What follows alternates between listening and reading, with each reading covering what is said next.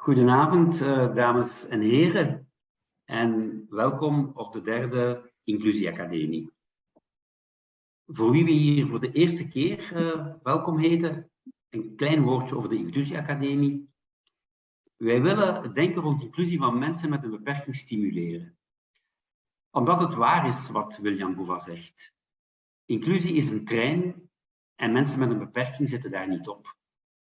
Ondanks de inspanningen van velen boeken we slechts mondjesmaat vooruitgang. De academie wil mensen bijeenbrengen om samen na te denken rond deze grote en mooie uitdaging. Want hoe meer mensen deelnemen aan onze samenleving, hoe rijker ze is. Voor iedereen. Dit is onze derde try-out.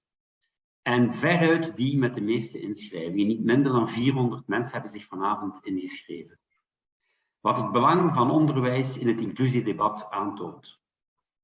Alle studies wijzen in dezelfde richting. Inclusief onderwijs is beter onderwijs. Voor alle kinderen en jongeren, beperking of niet. En toch moeten we vaststellen dat we verder dan ooit verwijderd zijn van een echt inclusief model in Vlaanderen. En dan dachten wij, misschien kunnen we iets leren van onze Italiaanse vrienden. In Italië heeft men in 1978 het buitengewoon onderwijs afgeschaft. Hoe is dat eigenlijk kunnen gebeuren? Wat waren de omstandigheden die daartoe geleid hebben? En hoe ervaren ouders, kinderen, leerkrachten dit inclusieve systeem meer dan 40 jaar later? Dat is wat ons bezighoudt vandaag. Nog enkele praktische mededelingen.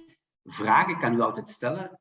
U kan dat doen via de Q&A, de questions and answers, beneden in uw functiebalk. De chat hebben we afgesloten, omdat heel mensen ons erop opmerkzaam gemaakt hebben in de vorige edities dat er dan een parallele discussie ontstaat en dat het heel moeilijk is om 2 gesprekken gelijktijdig te volgen. Maar vragen kunnen altijd in de Q&A en we hebben een team van mensen die de vragen filtert en probeert door te geven aan de sprekers. We hebben trouwens reeds heel wat vragen binnengekregen en de sprekers hebben die al gekregen. Eén opmerking toch wel, een aantal vragen gaan heel specifiek in op de situatie in Vlaanderen. En het behoort niet helemaal tot het domein of het expertise-domein van onze Italiaanse vrienden om daarop in te gaan. Dus die hebben we er even uitgefilterd, maar het kan perfect zijn dat we daar in een latere sessie, een volgende sessie, op zouden verder ingaan. Er is simultaanvertaling voorzien, want ik spreek nog Nederlands, maar vanaf binnen een minuutje gaan we alles in het Engels doen. Wenst u daar gebruik van te maken, dan ziet u onderaan in de functiebalk de knop Interpretation. Klik daarop en kies de taal die je wenst te horen. Als je Nederlands wenst te horen, klik op Nederlands. Het kan een tip zijn om ook Mute Original Audio aan te klikken, omdat het soms beter verstaanbaar is dan. Als u in het Engels wilt volgen, gewoon rechtstreeks, dan moet u niets doen. Ja. Wij nemen deze sessie op, omdat heel veel mensen ze later wensen te bekijken. En we dat op die manier ook mogelijk willen maken. Maar maak u geen zorgen, u komt zelf als deelnemer niet in beeld. Dan rest mij nu onze moderator Luc Zelderlo heel hartelijk welkom te heten. Luc is recent op rust na een rijk gevulde loopbaan als secretaris van het EASPD. The European Agency for Service Providers for People with Disabilities. Hij gaat vanaf nu de leiding van de avond voor zich nemen. And also a very warm welcome to our Italian friends, Fabrizio and Irene. Thank you very much for being here with us tonight and for being able to share your experiences with us. Luc, aan jou het woord. We horen je heel graag bezig. Dank u hartelijk, Luc, voor deze inleiding. Ik hoop dat alle deelnemers, participanten mij goed kunnen verstaan. Ook namens mij welkom deze avond voor deze sessie met Italiaanse collega's over inclusief onderwijs. Ik verwelkom de leerkrachten, ouders natuurlijk, de vertegenwoordigers van personen met een beperking, personen met een handicap, beleidsmakers en academici. Want het is net deze mix van aanwezigen en van personen die in de toekomst ook het stuur in handen zal moeten nemen, willen wij inclusief onderwijs verder realiseren in Vlaanderen. Zoals gezegd door de inleider ben ik inderdaad sinds 3 maanden ex-secretaris-generaal van de Europese koepel van voorzieningen voor gehandicaptenzorg in Europa.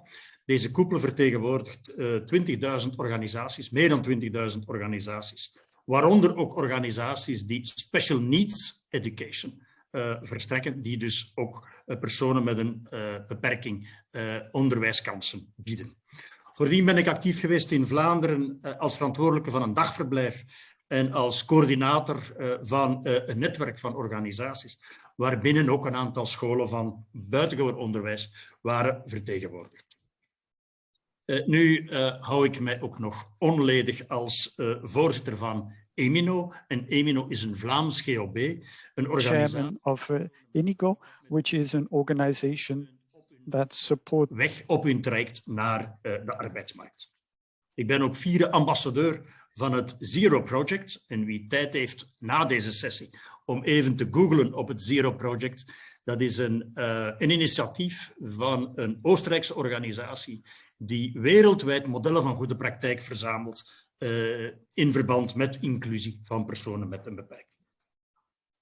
Waarde deelnemers, beste deelnemers, ik ben zeer vereerd vanavond uw moderator te mogen zijn, omdat dit thema mij zeer nauw aan het hart ligt. Onderwijs zet inderdaad kinderen op een spoor voor het verdere leven. Maar alvorens in de inhoud te duiken, starten we met een kleine poll. Een kleine vraag waar jij als deelnemer jouw visie, jouw mening kan overgeven. En ik wil aan onze technicus, aan Marijn, vragen om nu die eerste vraag te lanceren. U kan daarop stemmen en dan krijgen we zo meteen te zien wat het resultaat is. De vraag is in het Engels gesteld om ook onze Italiaanse collega's toe te laten te zien wat de vragen zijn. Children with disabilities in the classroom will lower the quality of the education for all. Ik zou graag hebben dat u stemt. En terwijl u stemt, wil ik toch een aantal gegevens met u delen. Wereldwijd, daar is heel veel onderzoek over, blijkt dat het onderwijs dat personen met een handicap, met een beperking genieten, veel lager van kwaliteit is dan het gemiddelde. Wij stellen ook vast dat er een zeer lage, zeer beperkte toegang is van personen met een handicap tot derde graadsonderwijs, hoger onderwijs. En laat het ons toch maar bij het begin van deze sessie onder ogen zien. Vlaanderen is samen met een paar regio's in Duitsland de regio die scoort met het hoogste percentage van kinderen in het buitengewoon onderwijs ter wereld. Hoogste percentage kinderen buitengewoon onderwijs in buitengewoon onderwijs ter wereld. Dat terwijl de internationale kaders nochtans zeer duidelijk oproepen voor inclusief onderwijs. Het VN-verdrag met betrekking tot de rechten van personen met een handicap is zeer duidelijk. We hebben ook gezien, beste collega's, beste deelnemers, dat de discussie rond buitengewoon onderwijs op dit moment toch wel levendig is in Vlaanderen. Het debat leeft. We hebben de discussie omtrent het M-decreet en de vraagstellen daarvan. We hebben de veel concretere discussie rond kinderen die urenlang op de bus zitten. Soms langer op de bus dan op de schoolbank. We hebben recent deze week de discussie gehad met betrekking tot kwaliteit van busbegeleiding. En we stellen vast dat ouders van kinderen met bijzonder onderwijsnoden eigenlijk alweer op wachtlijsten belanden. Gezien al dit leek het ons zeer boeiend om eens te gaan kijken naar Italië. Over het muurtje naar Italië, waar men inderdaad, zoals de inleider zei, waar men het BO, het buitengewoon onderwijs, heeft gesloten in de jaren 70 van de vorige eeuw. 40, 50 jaar inclusief onderwijs. Om dat toe te lichten hebben we 2 sprekers die ik zo meteen aan u voorstel. Maar ik kijk eerst naar de resultaten van onze poll. Het blijkt toch uit deze poll dat de overgrote meerderheid van jullie het niet eens is met de stelling dat kinderen met een beperking, met een handicap in de klas, de kwaliteit verlagen voor iedereen. Ik denk dat dat een mooi uitgangspunt is voor deze avond. Sta me toe, even onze sprekers in te leiden en sta me ook toe om vanaf nu verder te gaan in het Engels. Our first speaker is Fabrizio Fea, good friend of me, I must say. He's Italian, of course, that's why he's here. And Fabrizio is involved in disability services since more than 30 years. He was vice president of ESPD and is still active board member of the European Association of Support Services.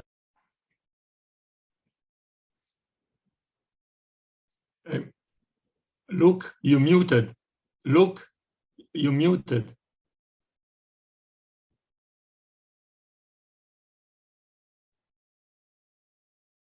We can't hear you, huh? Okay. Okay. Yeah, something weird happened. But as I said, Fabrizio was vice president of ESPD and is now board member. And he is also director of a daycare center for persons with intellectual disabilities in Rome. And he is involved in many European and international networks. Fabrizio will give us the historical context, the why. Why did the Italians decide to close their special schools and to go for full inclusion? Good evening, Fabrizio. Welcome to Flanders this evening. Thank you. And allow me to ask you, Fabrizio, what is your opinion on the first poll? 96% says that the quality is not going down when you have children with a disability in the classroom. What do you think? Well, my first reaction is that it's right, of course. We combated for many years to have the result that we have in our country. So I think that you don't lower, but you enrich the situation, you enrich the classroom, you enrich all the pupils together and the system, and you enrich society at the end. Thank you, Fabrizio. You will bring your presentation in a minute from now. Our second speaker is Irene Bertana. Irene is also Italian. She works at ESPD, at the European Association of Support Services for Persons with a Disability, as policy officer responsible for policy and projects related to children. Children is in fact her portfolio. She contributed a lot to deinstitutionalization programs in Greece. She is now implementing early intervention programs and worked for many years for Families Europe, COFACE, and that means that indeed Irene will bring in also a strong families, a parents perspective in this discussion, I'm sure. Irene is a very active person in promoting inclusion of persons with disabilities. And her focus will be, where are we now after 40, 50 years? Where are we now? What do parents think? What do students, pupils think? What do the teachers think? Irene, also welcome. Irene, ook welkom voor u. En wat is jouw korte reactie op de score voor de eerste poll? Nou, ik ben daar natuurlijk blij mee.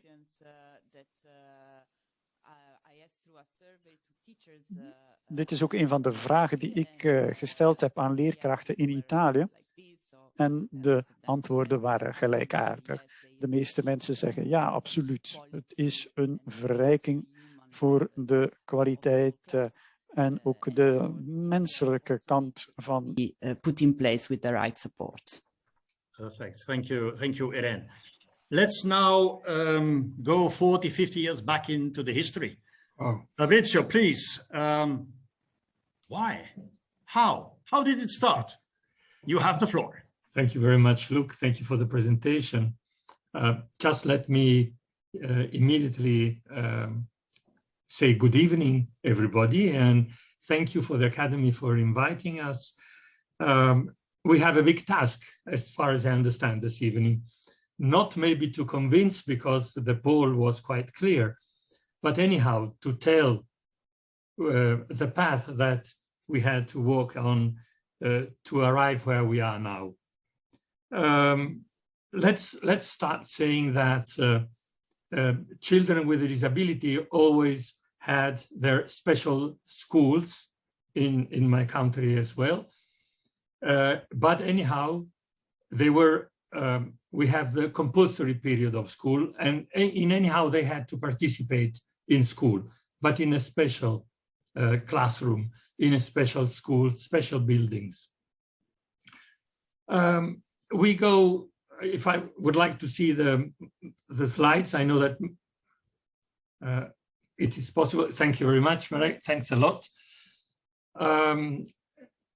So let's go to the next one. Yes, okay. I know that we all have this kind of constitution in our countries, in our Western countries at least, where the Italian one that was launched in '46 when we became a republic after having been a monarchy. And as you see, the school is for all. Primary and secondary school are compulsory at no charge. So this is one of the articles. The other articles is about the persons with disability, and it says that disabled people have the right to education and to work.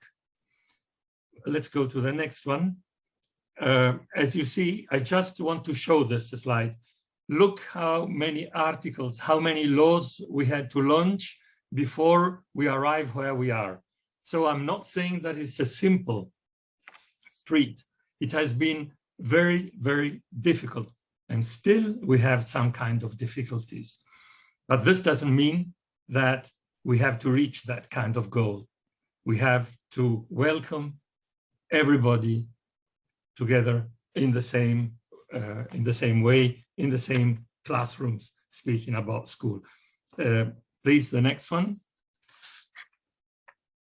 I can show you, without naming anymore the legislation, just the years. We started, as I saw you before, in 1946 with the Constitution, and then establishing in 1953, special schools and different classes. In 1977, here is the core, the official date, integration, closing the special schools with the law. The number of the law, it's 517. It's not that it's important, but the important thing is that here everybody understood that we could not keep the schools as they were before. It was something, discrimination, that it couldn't go on anymore. But as you see, we do this in 1977, but we have to go a step before. So with the next slide, we can see where and how it started. 1968, I think that who has my age will remember that in 1968, it has been a huge movement concerning the protest against the forms of discrimination and marginalization, in the society. And we had to recognition people, any kind of people, in any kind of disability, as victims of the entire political system. You remember that. It was really very strong.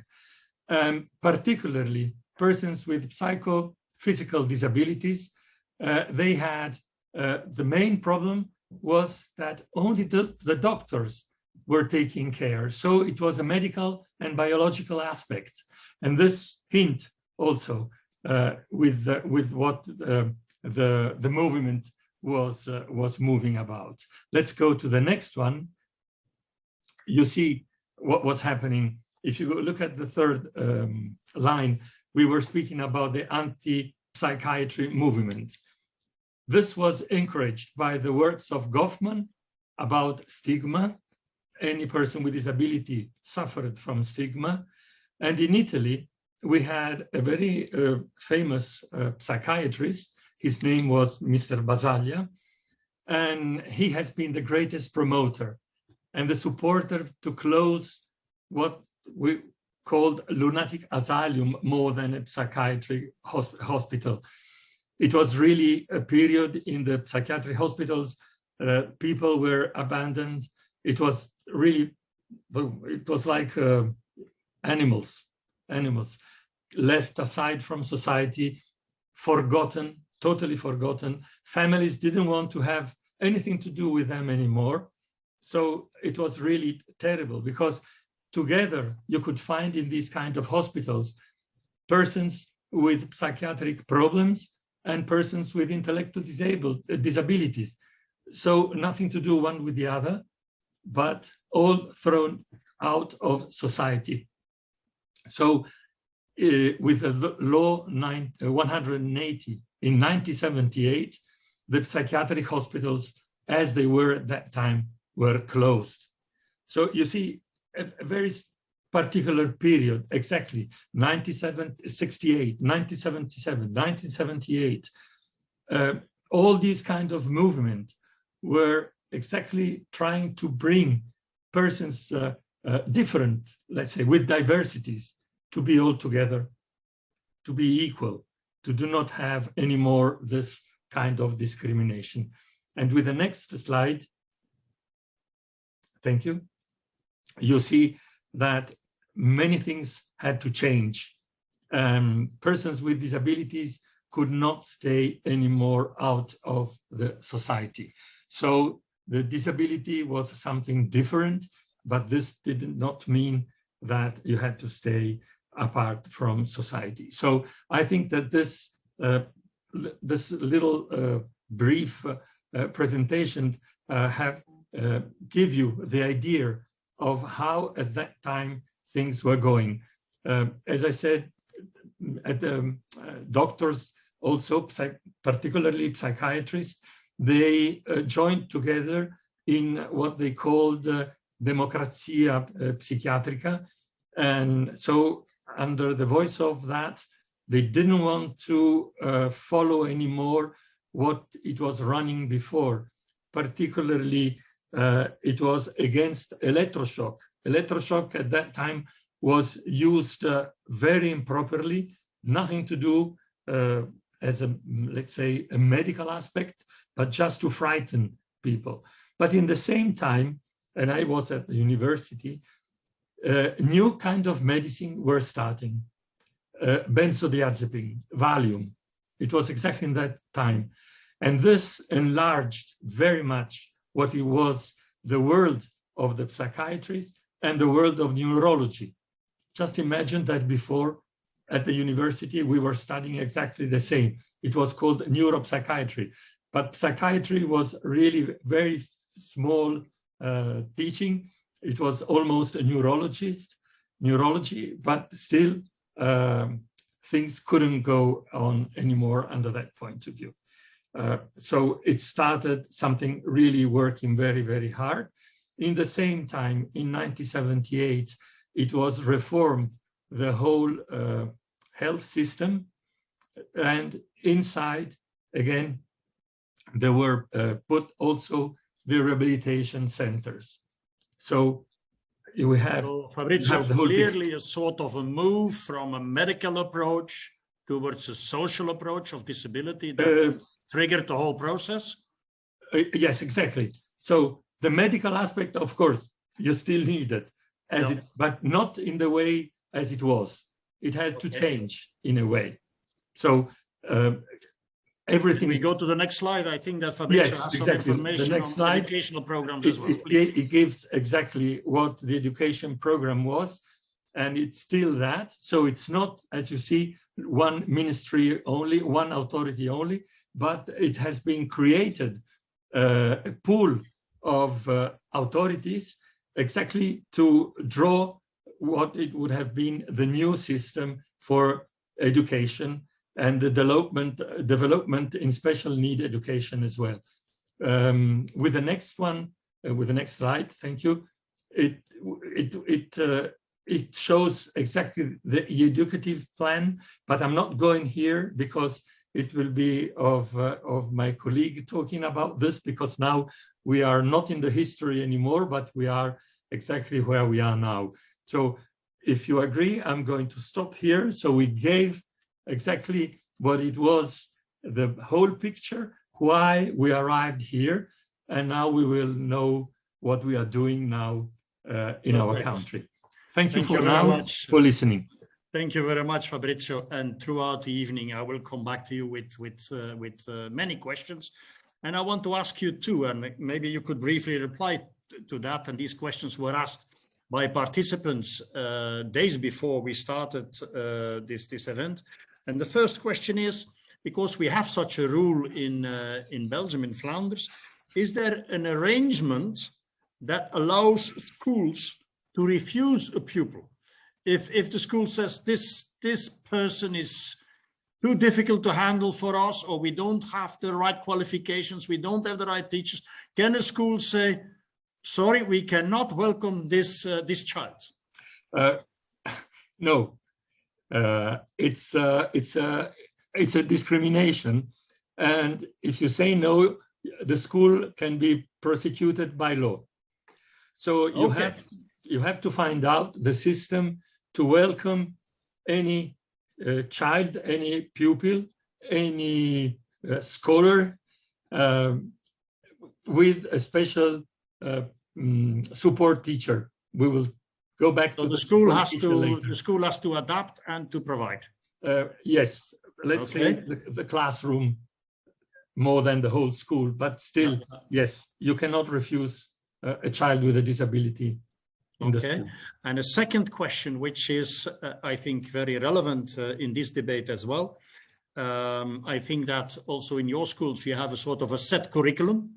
You have a sort of a set of objectives that the child must reach at the end of certain programs, at the end of the primary school, at the end of the secondary school.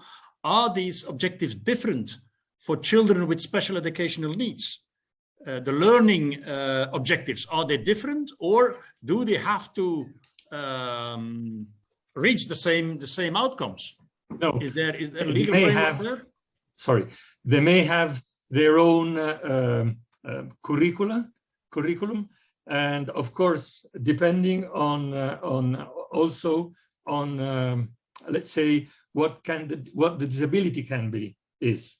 So you can also adjust that. So just to say, before, as you saw in the slide, we have the authorities that decide exactly the program, the school program. Yes and no. I mean, it's not only coming from the Ministry of Education, but there is an adjustment also in the classroom, in the school, with all the stakeholders who take care of the person with a disability. And I will come back later because part of my professionals are involved in this the team of doing that. Okay, perfect. Indeed, we come back to it because it is a very important topic. Irene, in the run-up to this event, you did some research and some soundings. So I would like to invite you to bring the story of the parents and the pupils and the teachers. But before that, let's do another poll. Marijn, can you bring up the next statement, please? And that statement is about where to start. Do you change the system, or is changing the system more important than changing the teachers? Quite often we say teachers have to change, they have to be ready for inclusion. Others might think, well, we have to look at the system. Let's see what this poll brings. It's good to see that people are so fast in voting. I still see that there is a vast majority that says we have to look at the system first. Yeah. Great. Thank you for these answers. We see that 3/4 of the audience clearly agrees with let's look at the system first and then at the teachers.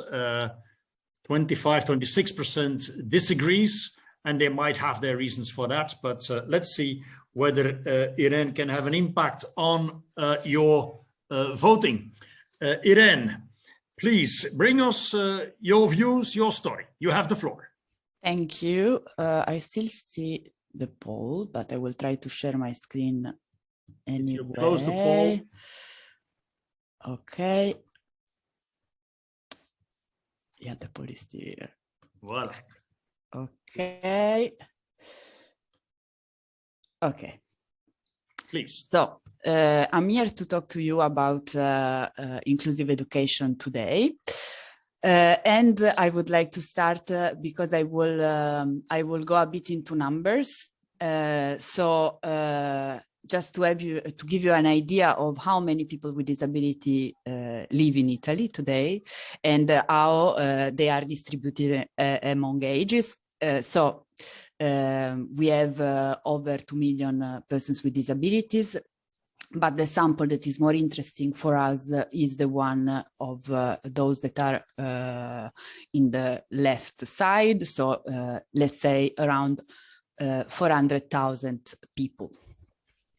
And this is just to give you this idea. But now I'm moving to something that can give you an idea of how we changed the system in Italy. So basically, the last law that was approved about inclusive education in Italy was a decree that was done in 2017 and then applied in 2019. Which has some different features. I went through the law and it's interesting to see that it quotes a lot the Convention on the Rights of Persons with Disabilities, and being that something that is part of my work, I can confirm that in terms of values and in terms of instruments, in Italy, they didn't invent anything. They just tried to apply what you have in the convention.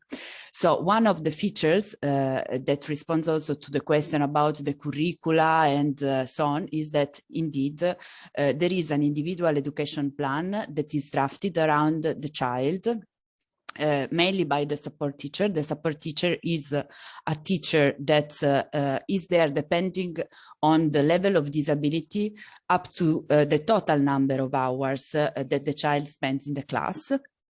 And the support teacher then can decide to be in the class together with the child, or sometimes to go out from the class to go through some topics together, or for example, in cases of behavioral challenges and or autistic children that have difficulties with being in a crowded class with a lot of sound. In the moment of the crisis, the children and the teacher can be outside. In general, in terms of proportion, we have classes of between 20 and 30 children, where you have generally one child with a disability, maximum two, not more than that. We don't have only this individual education plan, not only applied to the children with disability, but also to those with special education needs. There is also a group for school inclusion, which is an interdisciplinary group where you have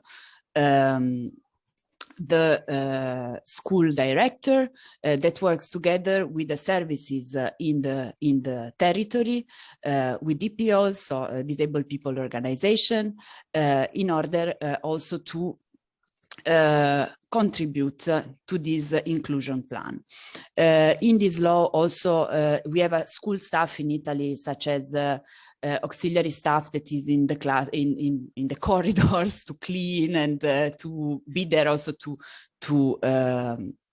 take care of the children in another way, and they are also there to cooperate and support the children with disabilities in the school. The school with children with disability can ask for additional resources for inclusion. There is the possibility for transport, special transport for children with disabilities, and the physical accessibility in the schools is something that is in the law. Then in the reality, not necessarily. We have one school in 3 that is really accessible for children with physical or sensorial issues. But at least we have a law that says that this should be the way. Another part is about the training for the school staff. So both support teacher and regular teacher need to receive trainings on inclusion. And then they created this 1-year specialization course for these support teachers, in particular for the preschool and primary schools. And inclusion became one of the criteria that are included in the assessment of the quality of the school system, so a very important pillar. In terms of how many people do attend schooling in Italy when they have a disability, this is a general estimation of all the population in Italy with disability and without disability. So the orange is the people with disability and the blue is the one without. And so you can see that there is still a gap. So the percentage refer to those who have no education title.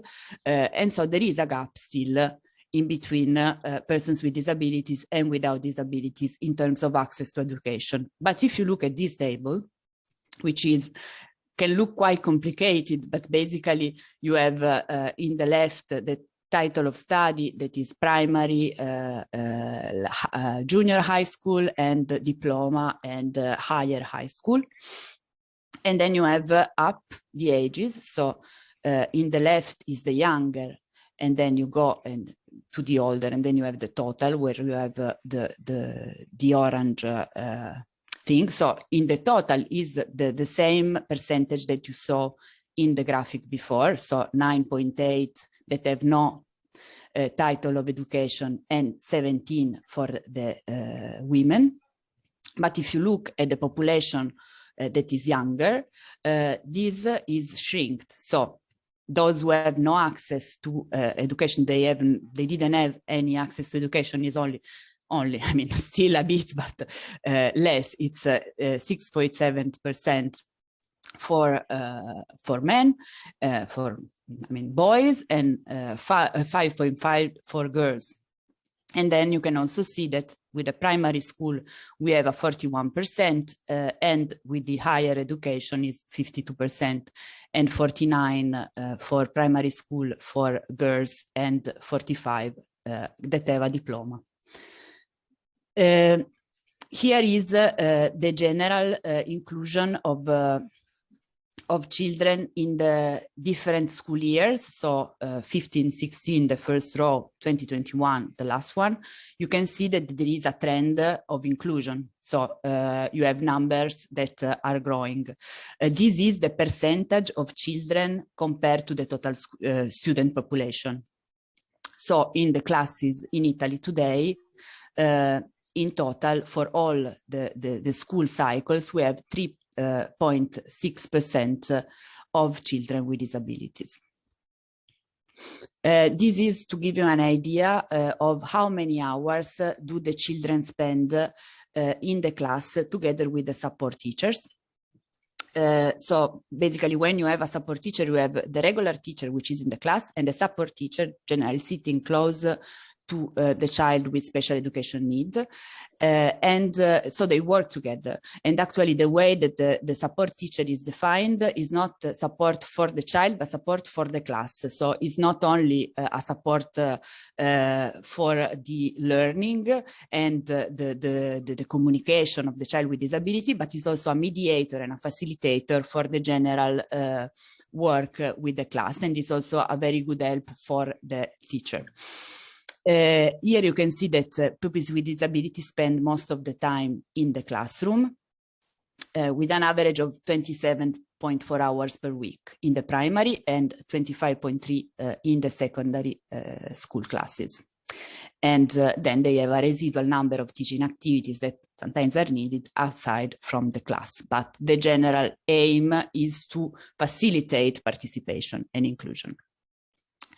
This is my almost last slide, just to give you an idea that actually I will bring some replies. I already told something about what teacher thinks. How did I got this information? I would like to thank Fabiana for this, who is in the audience here. You cannot see her, but she's there, that helped me with this task in the school where I also went and where she teaches now. It's a big complex of schools that are primaries, and there is a junior high school with approximately 1,000 pupils, where here we have numbers only for the junior high school. They have 14 children with disabilities and 60 with special education needs. So basically we took some forms, we created the questions together with Luke and the organizers of the event about the main questions the general stereotypes and fears about inclusion, and we gave them the possibility to regular and support teachers to reply, and we got 25 answers. So I will give you some feedback about it, but in general, another big question I had to answer to you here is what are the challenges and the strengths, also according to the answers that we received about inclusive education in Italy. So in terms of strengths, the main strength is really the possibility itself for the children with disabilities to spend part of their days in a learning environment with a peer group. The legislation has been judged as a good legislation. Another good element is the relationship that is created between the family, the doctor, the therapist, and the territorial education. The individual education plans that I was mentioning before are also a very good asset. The support teacher, so having someone additional in the class to help is something good. Training courses on inclusion are perceived as good. There is also awareness raising with the communities on disabilities, inclusive methodologies that are created more and more in order to create a method that is inclusive for everyone, and a general value, underlying value of education to respect. And the importance of recognizing diversity in education mentality, valuing each individual, and finding appropriate solutions to different problems. Coming to the challenges or the flaws is that this is, let's say, what we want, but then there are some problems in the implementation. So sometimes the lack of resources makes it that, for example, the trainings are not there for everyone, or the transport. Keep an eye on your clock, Irene, please. Yeah, I'm almost done. So basically, there is sometimes lack of accessibility. Support teachers sometimes don't have a continuative way to work in the same school, and they lack sometimes training, or the allocated hours are seen as not enough. And there is too much responsibility on the individual teacher and school. We also ask for some messages to the support teachers and to the general teachers, to the audience, because I knew that we were preparing this event. So here you can read them, but I would like just to read something like: bringing out the potential of every child, even those with disabilities, should be the priority for adults and especially for schools. Children are a resource for inclusion. And the fact that Italian school operators are aware that inclusion of people with disability is a necessity as well as a right for fragile pupils, but also a great growth resource for all of us. And another big quote is about the fact that the system in Italy, at least the value underlying the system in Italy, is not based on competitiveness, is really based on the idea of empathy, of reaching the goal together. And basically the idea is that it's not so important that the most performant gets the 9, 8 and top level if they are not educated to be able to help a friend or recognize a need. So that would be it from my side. Thank you very much, Irene, and sorry for putting a bit of pressure on you, but we have so many questions about the Italian system, and also when we look at the Q&A, we see questions flowing in. It's a little tsunami, so let's try to use our time as efficient and effective as possible. I think that both of you agree that we can make your PowerPoint available to the participants. Is that okay? We will send them the PowerPoint, which is containing a lot of information. We will make it available to all the participants of today's event. And let me ask you a few very, very practical questions. How many children are there? You said it already, but it's one of the questions, and people want to have that clear. How many children in a classroom? And is this number changing according to the number of children with support needs in the classroom? Is there a mechanism, or is it just standard? Irene, please. I mean, I don't want to say something that is wrong, but for what I know, 2 is the maximum level. Generally, it's 1 child with high needs per class. Can be if there is a second one who has not really a disability, but special education needs, that they are both in the same class, but more than that is very difficult to find. But maybe Fabrizio has something more detailed to say. I see that Fabrizio wants to come in. Fabrizio, please. Yeah, there is a law for that as well, and it's a law of 2009. You cannot have more than 20 pupils in the classroom with one pupil with a disability. Max, you can have 10% more than 20, but nothing more than that. Okay. And of course, what Irene said before, you have the two teachers together, working together. At the beginning, it wasn't so well. The system wasn't so well established. Designed, yeah. So you had the teacher became a part of the disability, just aside. Now it's totally different. Yes, they work together in a different way. And a question, in fact, linked to that in a way, Fabrizio, when it started in 78 or 77, the special schools were closed and these pupils just were put into mainstream classes, or you first had the classes of persons with disabilities in the mainstream school, and then they, in a way, became part of the school life. How did that go very practically? They just start, well, those who finished the school because they finished the primary, secondary, or whatever, they left the school. And the new pupils with a disability entered the classrooms mainstreaming, the regular. Just like that. Yeah, we didn't have something in between. No. The problem was more about the support teachers, because everything was very new for them. Yeah. And at the beginning, it was difficult to choose, let's say, a well-trained support teacher, because they were just teachers.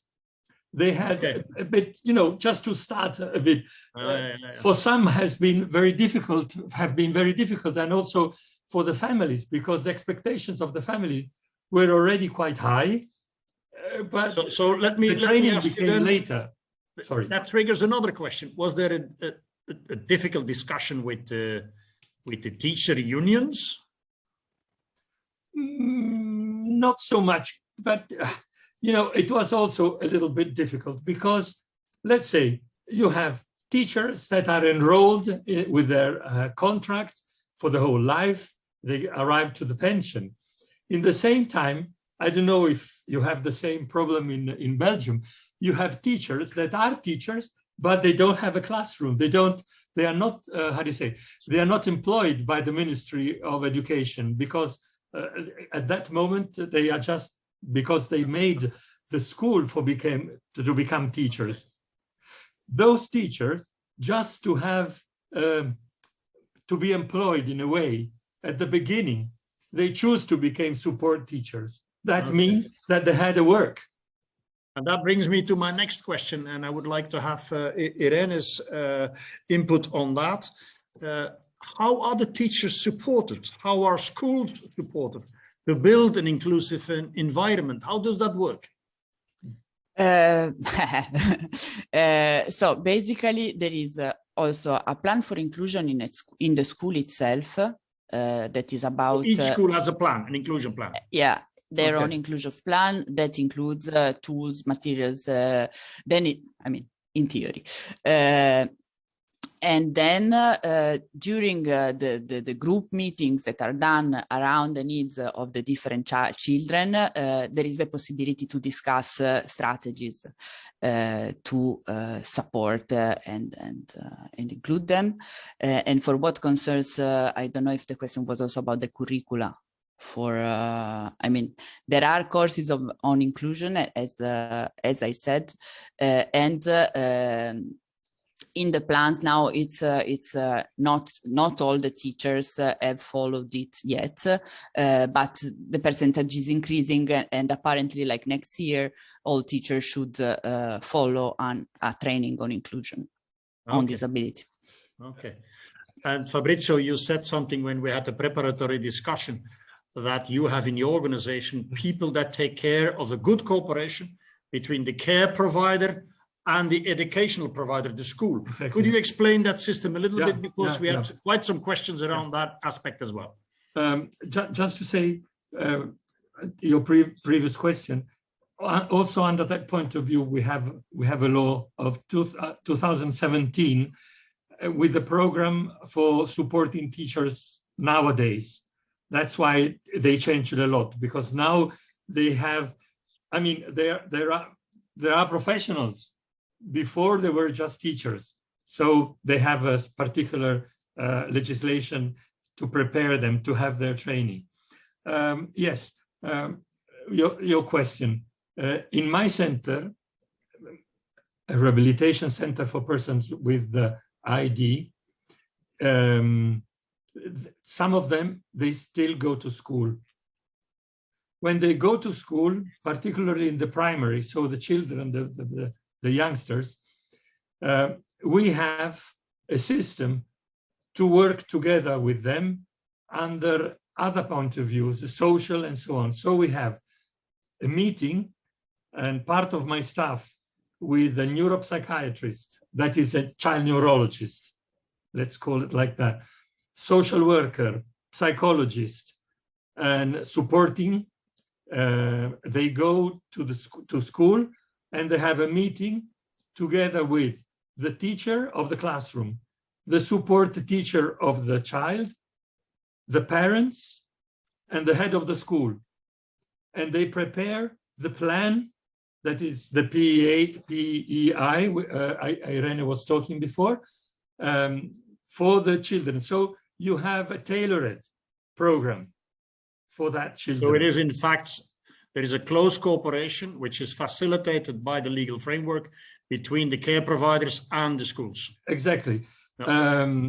That is the only way that we can work together, because otherwise, if you go to school, you cannot come to my center, because under a legal point of view, let's say the local money can be used only for one service. No. So if they go to school and they come to the rehabilitation center, that's two. They cannot do that. In this way, the children come to my center for 1 hour treatment together with a neuropsychomotricist and the psychologist and so on. And then they can go to school.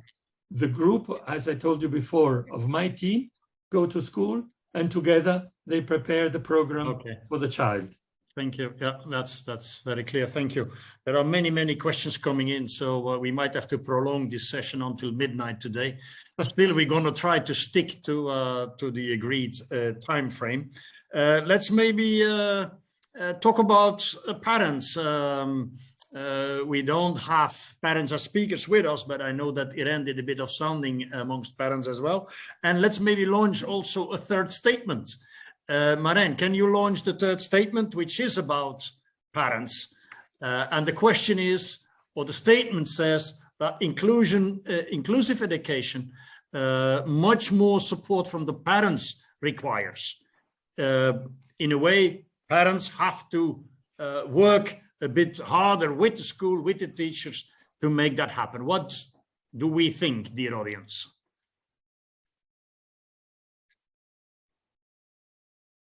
We again have a sort of a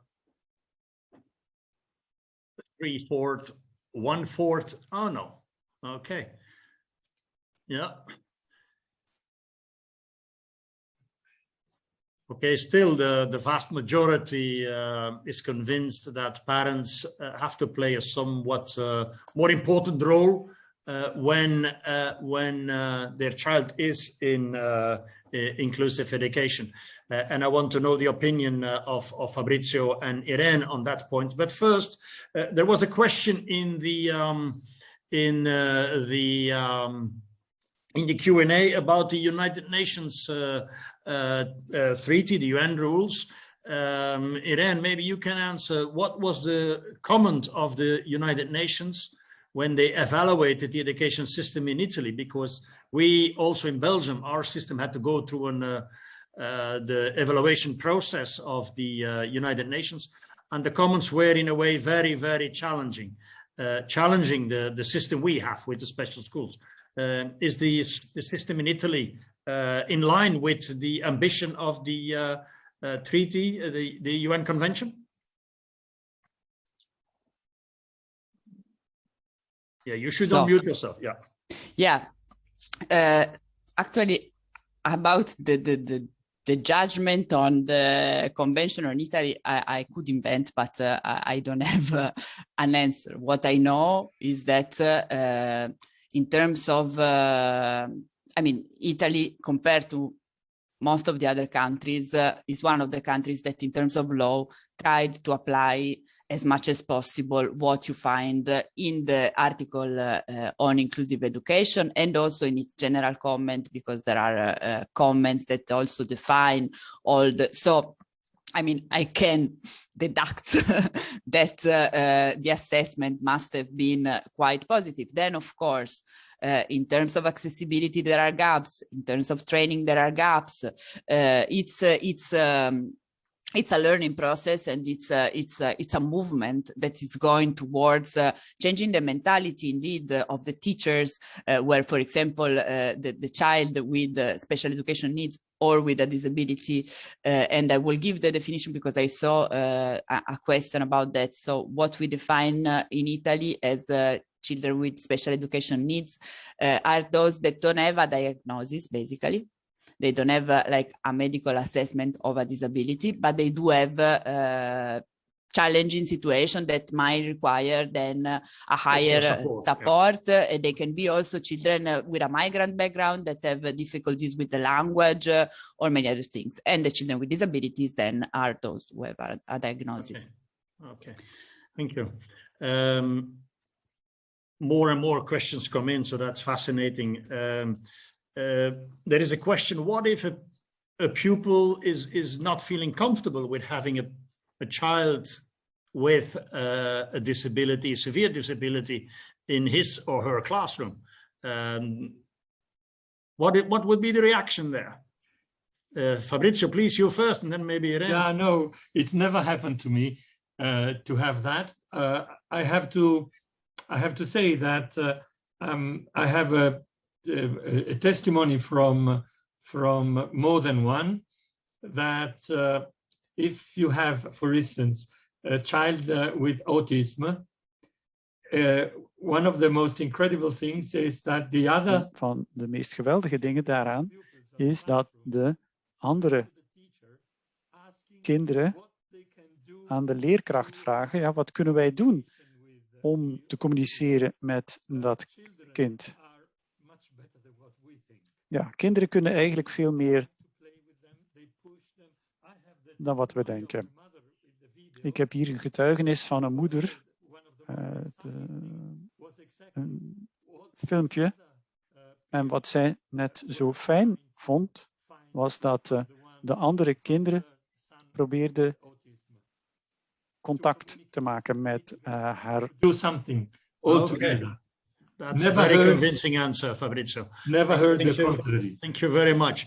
Something that is always popping up when we have discussions on inclusive education here in Belgium, in Flanders, is that it might be possible for some, but for children with severe disabilities, with challenging behavior, with severe autism spectrum disorders, it is very difficult, or it is impossible.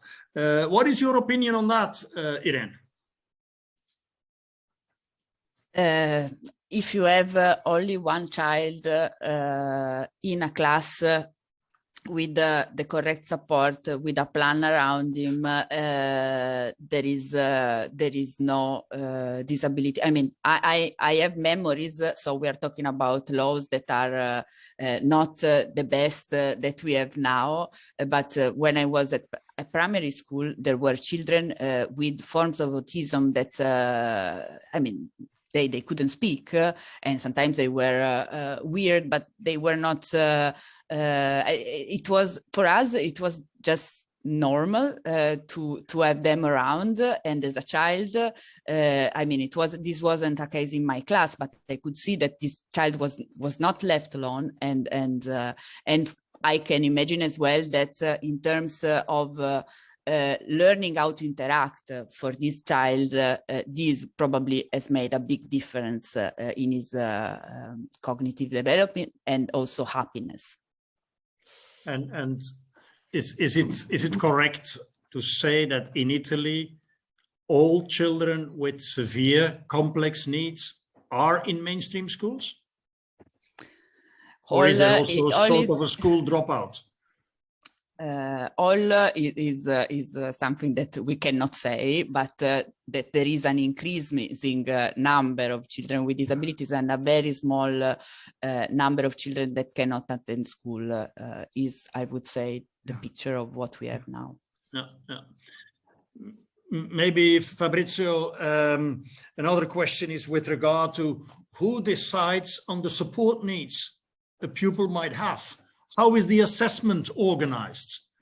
You touched on it already, but could you maybe clarify a little bit? And are the parents involved? Is the pupil involved? Yes. The needs assessment, how is that working? Parents are always involved. When my team go to school and they sit around the table and they have to prepare the program, we have what we call GLH, that is the program. Well, the H is for handicap. I'm sorry for that, but that is, and it's a working group. They make some operational points, and they define the policy for the school integration of the pupils with the disability. I just make an example. For instance, for a pupil with an autistic spectrum, we have 6 priorities that we use in Scuola Viva, in my center. Functional and spontaneous communication, intervention to develop skills, educating the person in play skills, development on functional cognitive skills, studying intervention to prevent behavioral problems, and carrying out curriculum educational activities. We try to have programs that, of course, this is, let's say, for all, but then we go into the unique problems that one, as I said before, the tailored made. And it's the parents together with the interdisciplinary team that decides on the needs assessment then? I'm sorry, Luke. It is the multidisciplinary team together with the parents that comes to a sort of an agreement on the needs assessment. Absolutely, yes. The parents are always together. The team, the GLH and the GLO-HO, there is the operational one, there is always the parents.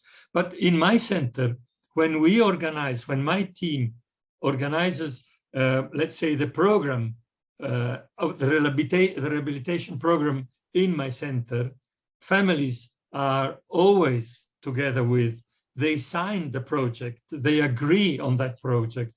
Even if my, the child, no, the older, after 18, they are not under guardianship, they can sign it, but together, the parents always, because we work 24 hours, they go home after at 3 o'clock in the afternoon.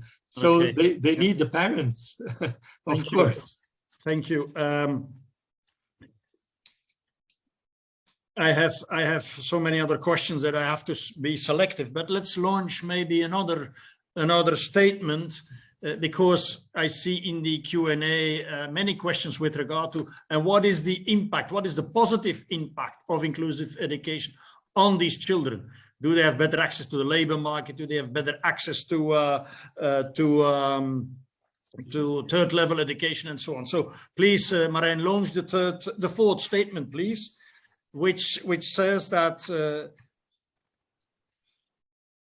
exclusion in education causes exclusion in other domains of life. So once you're put on a segregating track, you remain on that track. And we would like to have the opinion of the audience on that. I'm very curious about it. Yeah, the tendency is quite clear. I think there is a very strong majority that supports this statement.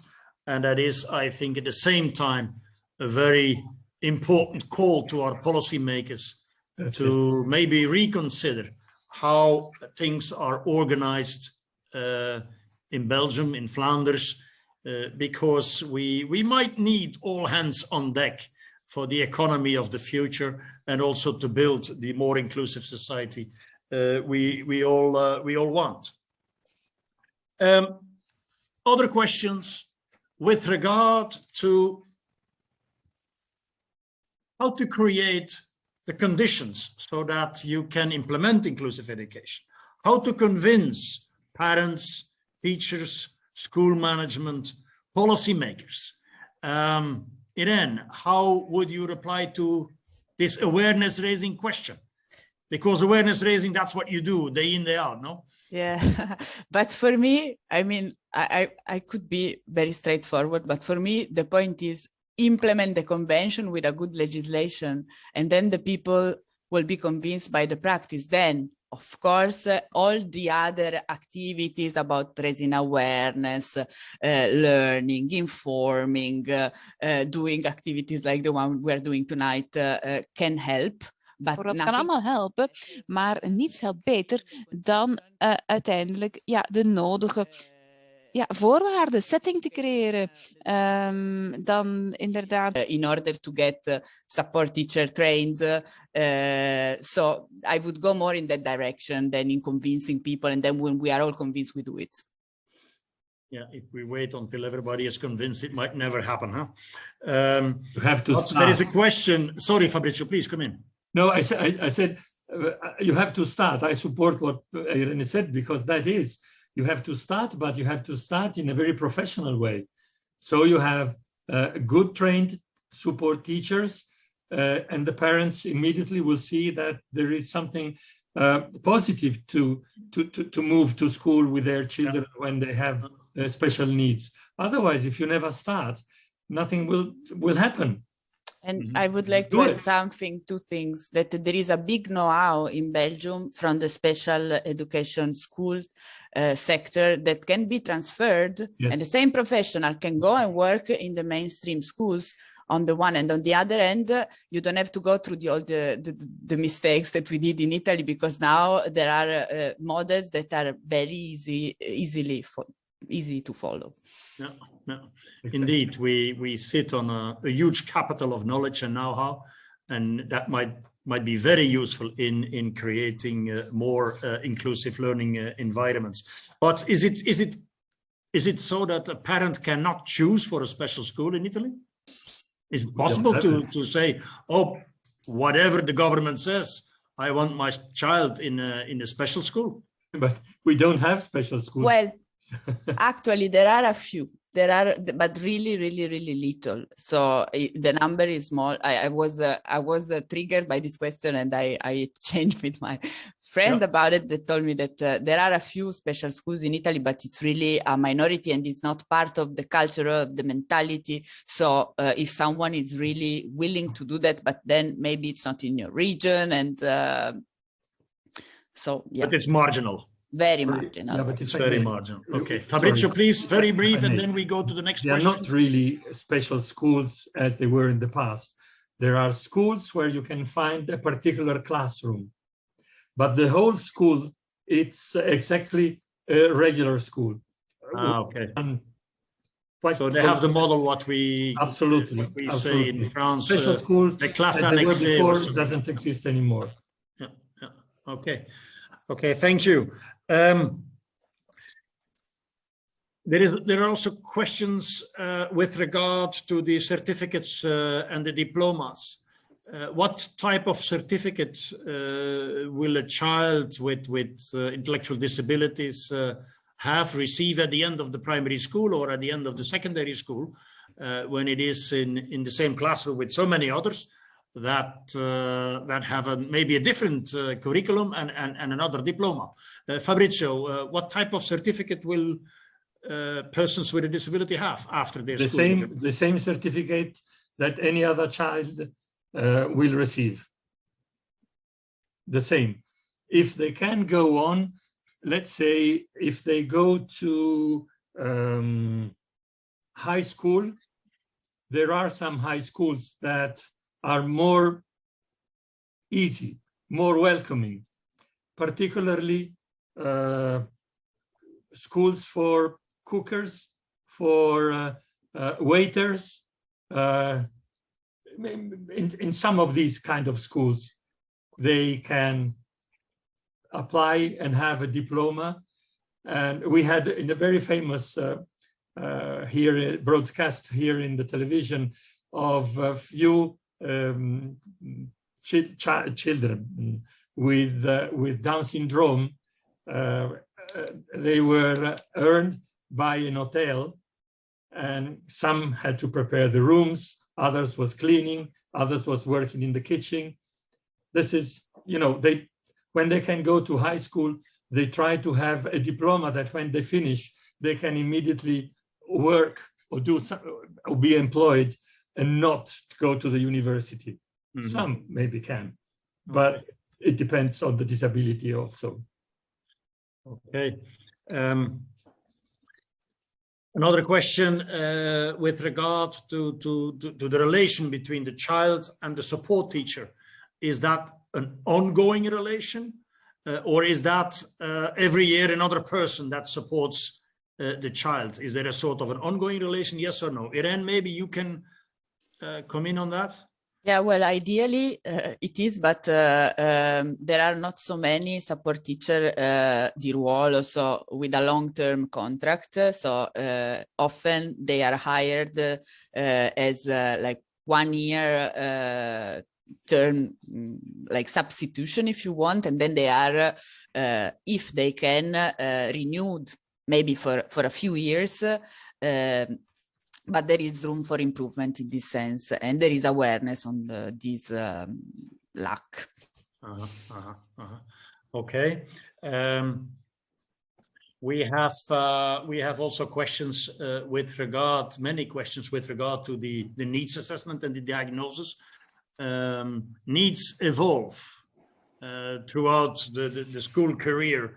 To which extent is the system able to, in a way, be flexible and to adapt to the changing needs? Fabrizio, could you maybe address that question? Yes, they can adapt, and that's why I was saying before that they don't use anymore the program from the ministry only, but also directly study and make organized programs directly in the school, depending on the needs of the person that is welcomed in the classroom. Yes. Mm-hmm. They use that. Okay, thank you. Irene, you have to clarify, because there are quite some questions with regard to the number you used. You said that there is maximum 2 children with support needs in the classroom, and some of the people in the audience think that that is a sort of a legal maximum or an absolute maximum that the school would accept. You should clarify that a bit. I think that you wanted to say, on average, that's the situation. Yeah, but it's not a legal. Was given exactly what the law says, which is this like 10%. So if there are 20 children with no disability, you can have 1 with a disability. Then with those with the special education need can be like more. But I saw in the questions also that there was, but this risk to be like to lead to exclusion. But this is because if you think about how many classes you have in a school, and how many children with disability you have in a territory, it's not such a big percentage. So there is what you are saying is statistically that should do. It does. We don't have in our situation in Italy like families saying, oh, my child, I wanted to bring him to, also because the school cannot say no. So basically then you need to adapt it, but this is not a big problem, because in the end in terms of percentages you don't have this problem. Okay, thank you. Maybe one more question with regard to the resources. You touched it already, Fabrizio, but maybe you could clarify again. I'm a school manager. I have a school with, let's say, 1,000 pupils. Amongst these 1,000 pupils, 40 have disability, has that an impact on the resources that I will have as school manager, as school director? Or do I have to support all these pupils with the package and that's it? Each pupil with a disability has his or her own backpack with resources. Funds that okay. can be used. The problem is that several times they cry that they do not have money for that. That's the same problem I have in my rehabilitation center with the activities and so on. Sometimes we have to cut them because we receive less and less money. You have to imagine that in Italy, in these last more or less 30 years, billions have been cut from the welfare and the health system. We have a huge amount of problems under that point of view. Okay, and what does that mean for children with a speaking impairment, deaf children or blind children? They receive sufficient support, interpreters that help them as well, or how is that going? Sometimes the problem is that to give something to everybody, you give less, and this can be a problem. So sometimes parents are quite angry because maybe they have a support. But for instance, at home. Sign interpretation, signing. Will deaf children learn that or not? Maybe sign interpretation, it's much more difficult. That is a big problem. They don't have enough interpreters, sign interpreters. Absolutely no. This is a huge problem. Okay, we slowly have to wrap up, but not without giving both of you the chance to give a sort of a concluding statement. Fabrizio, what would be your concluding statement? What is your message to these maybe 400 Flemish, very committed people that we have here with us this evening? Fabrizio, please. That's a huge task, Luc, and a responsibility. I presume that you are giving on the shoulder of we two. So, in a way, let's go back to the beginning when we started. We started and we had a bit of history, and we arrived to a point, and the point was, and the point are 3 main points. Please brief, Fabrizio, the clock is ticking. Sorry? Very brief, the clock is ticking. Discrimination, the medical aspect, and the stigma. I think that we have to move under these 3 points, almost against, and think that if we want to create a real society, we need to be all together. Otherwise, we will go on with the discrimination, and it's ridiculous if we ratify the convention and then we don't move under that point of view. Okay, thank you. Clear message. Thank you very much, Fabrizio. Irene, what would be your message, your final concluding message? That's although including children in mainstream schools is a good, a very big benefit for the child with disability. I think that it is something that really has a big impact on the class, on the teacher, on the way of education, and on society in the end. So I think that's one of the reasons why I am a very strong supporter of this model. Yeah.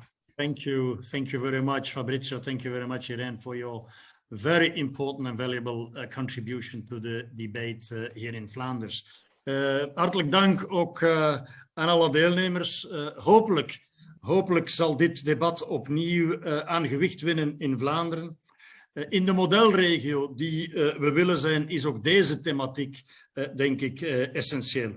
En de meerderheid van de ouders en kinderen, de overgrote meerderheid van ouders en kinderen, wenst een gewone school die professioneel en soepel genoeg is om de evoluerende onderwijsnoden, leernoden van de kinderen te beantwoorden. Het was mij waar genoegen uw moderator te zijn vanavond en ik hoop dat jullie allen ervan genoten hebben. En ik geef nu graag het woord aan Luc om dit event tot een einde te brengen. Dank u wel. Dank u wel, Luc. Dank u wel, Irene en Fabrizio. Ik ben erg onder de indruk van de kans die jullie ons gegeven hebben om een blik te werpen over het muurtje naar een schoolsysteem dat helemaal anders is dan het onze. En wat maakt dat wij kunnen gaan kijken en denken en ons denken gestimuleerd wordt van hoe zouden we het wel anders kunnen doen. Ik nodig Marijn even uit om nog een korte vragenlijst te beantwoorden. Ik ga het geen poll noemen, maar we hebben enkele vragen over wenst u nog meer van dit soort sessies over onderwijs, misschien ook meer over de situatie in Vlaanderen. Dus die goestingmeter kan u even invullen.